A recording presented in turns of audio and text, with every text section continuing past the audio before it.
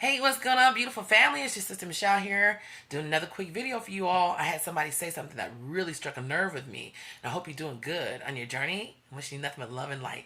Let me tell you something that happens to most of us after dealing with a narcissist, or while you're with a narcissist, or whatever the case may be, how you feel deceived by a narcissist. Someone left a comment and said, I feel deceived. Listen, don't we all? But let me tell you something. I want you to take that perspective and flip that around and say, who really was deceived here? The deception is a deception of themselves. They deceive themselves by thinking they can do better than you.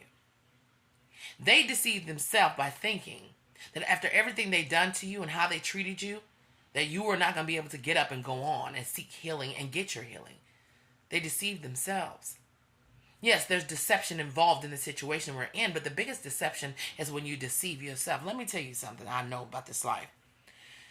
One of the biggest upsets in life is not what other people a lot of times do to us, it's what we do to our own selves. How we can deceive ourselves a lot of the time. And the biggest deception with a narcissist is them deceiving themselves by thinking they can do better than you. That's the biggest deception of all time. They deceive themselves by thinking their behavior and the way they do things, they will never catch up with them. That's the ultimate deception. They deceive themselves more than they can ever deceive you. They deceive themselves by thinking they can go on to people after people, and finally something is going to spark the brain in them that changes their behavior and the way they feel about themselves. That is the ultimate deception. So really and truly, yes, we go through deception from them, but the biggest deception of all is them deceiving themselves. That is the biggest deception of all. Yes, it's hurtful for us.